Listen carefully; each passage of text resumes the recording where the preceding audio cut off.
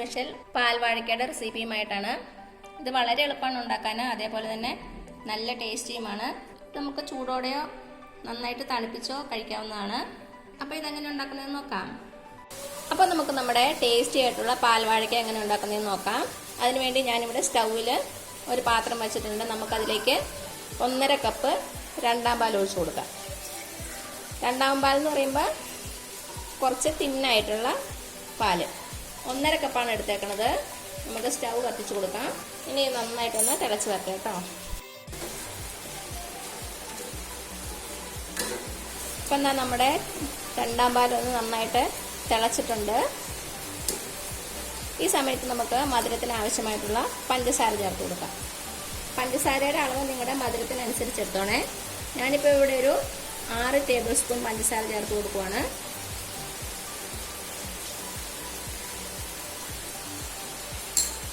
Last നമ്മൾ taste ചെയ്ത് നോക്കിയിട്ട് മധുരം കുറവാണെങ്കിൽ പിന്നെ ആഡ് ചെയ്ത് കൊടുത്താൽ മതി.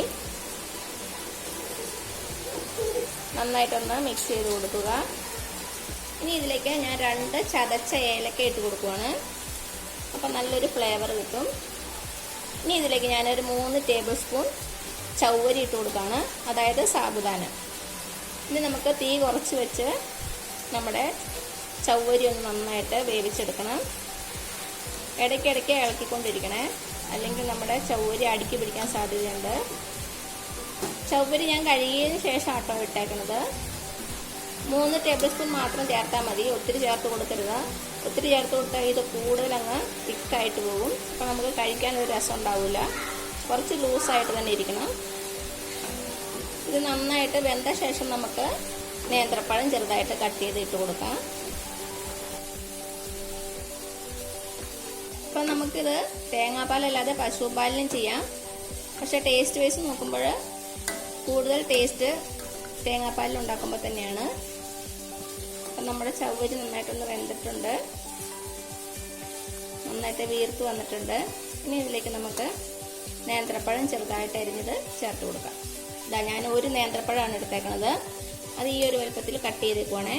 ഒത്തിരി ചെറുതായിട്ട് കട്ട് ചെയ്യണ്ട. നമുക്കിത് കഴിക്കുമ്പോൾ കുറച്ചൊന്ന് കടിക്കാൻ കിട്ടണം, അപ്പോഴാണ് കൂടുതൽ ടേസ്റ്റ്. നമുക്ക് നമ്മുടെ നേന്ത്രപ്പഴം ഇതിലേക്ക് ഇട്ട് കൊടുക്കാം. ഇത് നമ്മുടെ പഴം ഒന്ന് നന്നായിട്ട് വെന്ത് വരണം. ഒത്തിരി സമയമൊന്നും ആവില്ല, ഒരു 3-4 മിനിറ്റ് ആകുമ്പോഴേക്കും നമ്മുടെ പഴം നന്നായിട്ട് വെന്ത് വരും. ചെറുതീയിൽ വെച്ച് തന്നെ വേവിച്ചാൽ മതി. നമ്മുടെ പഴം വേകുമ്പോൾ ഇതിൻ്റെ കളറൊന്ന് ചേഞ്ച് ആയിട്ട് വരും.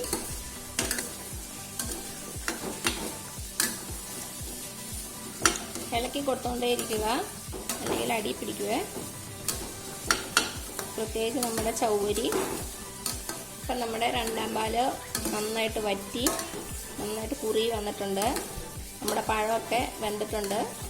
ഇനി ഇതിലേക്ക് നമുക്ക് 1-ാം പാൽ ചേർത്ത് കൊടുക്കാം. 1-ാം പാൽ എന്ന് പറയുമ്പോൾ കട്ടിയുള്ള തേങ്ങാപ്പാൽ. ഇത് ഞാനിവിടെ 2 കപ്പാണ് എടുത്തേക്കുന്നത്. അത് ഒഴിച്ചു കൊടുക്കാം.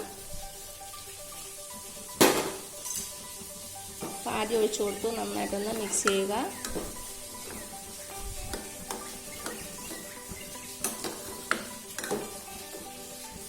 ഇനി ബാക്കിയുള്ളതും കൂടെ നമുക്ക് ഒഴിച്ചു കൊടുക്കാം.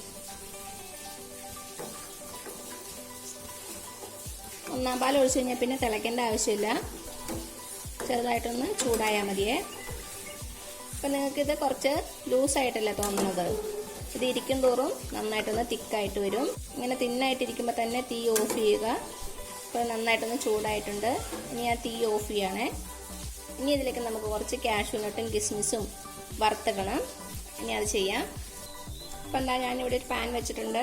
നമുക്കതിലേക്ക് കുറച്ച് നെയ്യ് ഒഴിച്ചു കൊടുക്കാം. നെയ്യൊന്ന് ചൂടാകട്ടെ. അപ്പം നെയ്യ് ചൂടായിട്ടുണ്ട്. ഇതിലേക്ക് കുറച്ച് കാഷ്യൂ നട്ട് ഇട്ട് കൊടുക്കാം. കാഷ്യൂ നട്ടിൻ്റെയും കിസ്മിസിൻ്റെ ഒക്കെ അളവ് നിങ്ങളുടെ ഇഷ്ടത്തിനനുസരിച്ച് എടുക്കാം കേട്ടോ. അതിനൊന്നും അളവില്ല. നമുക്കൊന്ന് ഫ്രൈ ചെയ്തെടുക്കാം. അപ്പം നമ്മുടെ കാഷ്യൂ നട്ട് റെഡി ആയിട്ടുണ്ട്. ഇതിലേക്ക് നമുക്ക് കിസ്മിസ് ഇട്ട് കൊടുക്കാം.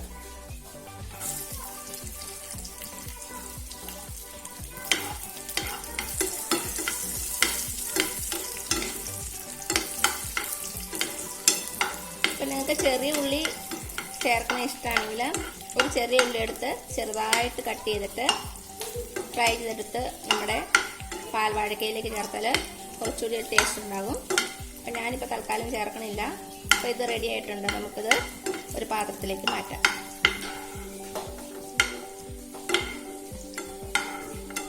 ഇനി ഇതിലേക്ക് ചെറുതായിട്ട് അരിഞ്ഞ ഒരു ചെറിയ കഷ്ണം നേന്ത്രപ്പഴം ഞാൻ വറുത്തെടുക്കുവാണ്.